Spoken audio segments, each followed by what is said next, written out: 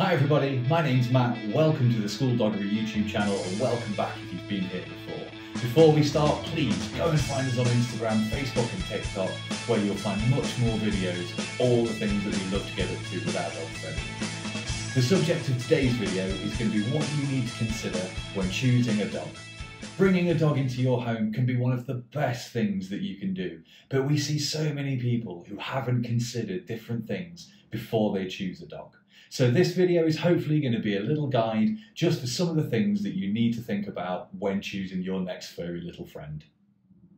Now, before we get into this, I just want to make it clear that we're talking about the requirements of an adult version of all of these dogs that we're going to be talking about today. Puppyhood is a much different time, and puppyhood is what we generally tend to cover on this channel. But for now, we're going to be helping you consider the needs of an adult dog. So the very first thing that we want to touch on here is how much space you have in your home. If you have a small place, there are plenty of dogs that will work for you. If you have a large place, it doesn't put you off having a small dog, but it opens up what you can have. If you've got no dog parks near you or nowhere that you can let your dog off safely, this is something that you need to keep in mind. The last thing that you want is to be travelling miles and miles every day just to give your dog that much needed physical exercise. Now, what can go hand in hand with this is what energy levels our dogs have. Different dogs need different levels of both mental and physical exercise, and this is definitely something that you want to consider. Now, just because a dog is small does not mean that it only needs a little bit of exercise. That's a common misconception. Some of the larger dogs can be incredibly lazy, and some very small dogs that look like they don't need much actually could do with several hours each day running around a field. So while every dog does need exercise, there are some breeds that can definitely get away with having less than others. Things like bulldogs, basset hounds, chow chows, and even greyhounds can be incredibly lazy dogs. The greyhound might sound like a strange choice to have on this list, but talk to any greyhound owner and they will tell you that the greyhound is perfectly happy to run across a field at 100 miles an hour and get there as quick as it can, and now it's not coming back. It's just going to sit at the other side of that field because it's done, it's spent. They put all of their effort into that incredible burst of speed, and once they've done that, they will sit on the couch with you for the rest of the day. Now, if we're to look at things that require a lot more energy and are at the different end of the spectrum, if you get something like a Labrador, a Husky, a Collie, and even a Jack Russell, these need plenty of exercise every day. The more intelligent the dog, the more exercise you're going to need to do with it as well, and not just physical exercise, mental exercise. Things like collies can be incredibly intelligent. They were bred to be working dogs, chasing sheep round farms all day, helping to herd things, and just generally being a farmer's companion means that they need so much physical exercise to keep them drained and so much mental exercise to stop them getting into trouble when they are resting at home. If you lead an active lifestyle, then something like a Labrador or a Golden Retriever is perfect for this. Those dogs are more than happy to go and climb a mountain with you, swim across a lake, get on a paddleboard, do all kinds of fun activities. But similarly, if you want to just go for a bit of a short walk every day, or maybe split it up into a couple of walks a day, I will always recommend the Staffordshire Bull Terrier. Our dog Freddie needs 20 minutes to half an hour in the morning, and then the same again in the evening, and he will spend the rest of the day snoring his head off on the sofa or bathing in the sun, because he only needs that little bit of exercise. If you can keep his brain happy too, then he will chill for the rest of the day. Now I want to touch on temperament. Do you have children at home? Are you going to have kids at home? Or are you somebody who lives alone? This can have a big impact on what dogs are suitable for you, as there are some dogs that are brilliant with kids and are easy to train, easy to get along with. But similarly, there are plenty of other dogs that maybe need a little more guidance and might need a more experienced owner. So if we want to talk about dogs that are easy to train, can get along with everybody, can get along with dogs, can get along with other children, then you can't go wrong with things like the Golden Retriever, the Staffy, or a Cavalier King Charles Spaniel. King of all of these is the Labrador. They can be some of the most gentle, loving dogs that you can find. They still need leadership, they still need a good training, but if you get them right, they can be amazing dogs who will get along with everybody and everything that you're ever going to come across. Now, on the flip side of that, there are dogs that have got a much more difficult temperament to work with, but this doesn't mean that they shouldn't be considered, just that you need to think about what you're going to do with them beforehand. Dogs like the Connie Corso, German Shepherds, and especially Chow Chows. Anybody who's ever met a Chow Chow will certainly tell you that they can be some of the most stubborn dogs ever and need a calm, confident owner who's going to be able to work with them and get them to do what they want. Grooming is the next thing that we want to look at. Now, while you may be tempted to think that the longer hair a dog has, the more grooming it needs, this isn't always the case, as some dogs can have second coats underneath their top ones. Think about terriers and small dogs like that. They were bred to go underneath hedges and go and flush out animals down there. So they can have one coat on top and another underneath.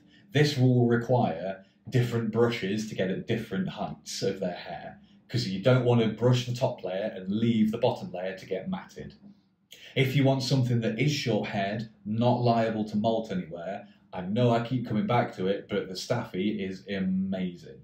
Other things that don't require much care are dogs like Beagles, Great Danes and Dobermans. These are all fantastic dogs and will require very little in the way of day-to-day care. Now, when it comes to dogs that need a lot of work with them, it's not just enough to think about how much they're going to molt and shed, although this is something to keep in mind, as if you've ever been to a house that's got a husky in it, you will see a thin layer of dog hair everywhere. Other breeds that are going to need a lot of daily attention are your Cocker Spaniels, anything with long hair that's going to get matted. Pomeranians are a good example of this. They're quite small, compact dogs with a lovely little cloud of a coat going on, but they will need a daily brush in order to keep it free of all the little nasty things that they can pick up. Something that's quite often overlooked when people choose a dog is what health concerns different breeds can have. Some breeds are going to be more prone to things like hip dysplasia. The Staffy, for example, who I will always recommend for everybody in every situation, can suffer from hip problems later in life. Similarly, anything with a short face, so let's think of a pug, for example, with their scrunched up little faces, which can be really cute, but these are because of excessive breeding practices over the years. Anything that you can hear when it's breathing is going to make that noise forever, and it is going to struggle to breathe. So it's definitely, can you cope with a dog that's going to make a lot of noise, snort and snore? Because my goodness, they can snore.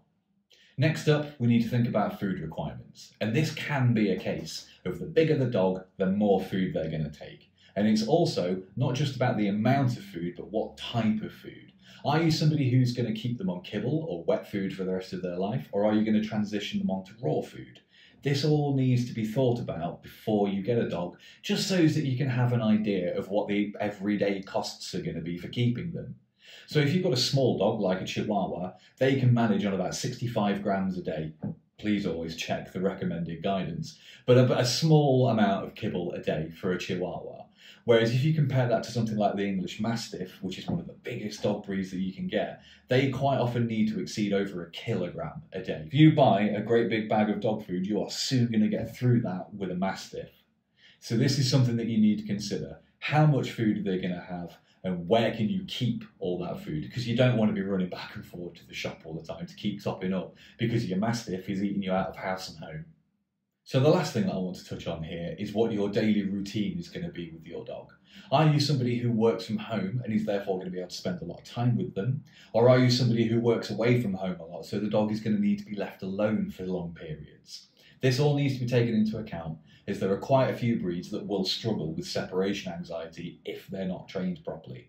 They're going to need a stable routine where possible. Now, if you're coming and going all the time and can take the dog with you, that can be part of the routine. They love going on adventures with you. If you're somebody who's here, there, everywhere, able to take the dog, then something like a Labrador or a Golden Retriever will absolutely love going on adventures with you.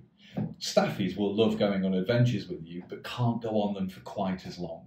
There may be times when you're going to need to leave them at home and you know that they can handle themselves being on their own for a couple of hours. And that's where crate training really pays off. We're not going to cover crate training too much here. We're going to save that for a later video, and it's going to be featured in our upcoming course. But crate training is one of the best things that you can do for any dog, any size, any breed, any situation that you're in, training them to use a crate will help. So that's it. That's our little list of some of the things that you need to consider before you get yourself a dog. Like I said at the top of the video, dogs can be an incredible addition to your life. And if you can choose the right one that fits with your lifestyle and your surroundings, they will add nothing but joy to you. Once they've got past the puppy stage, that is. Raising a puppy, like I said, can be a massively difficult experience. And that's why we're currently designing a puppy raising course that's going to help you through that first year of a dog's life. So in the meantime, we're going to leave it there. Please come and find us on Instagram, TikTok and Facebook. We are at SkoolDoggery everywhere on those. The website will be coming soon, and we can't wait to welcome you back here for another video.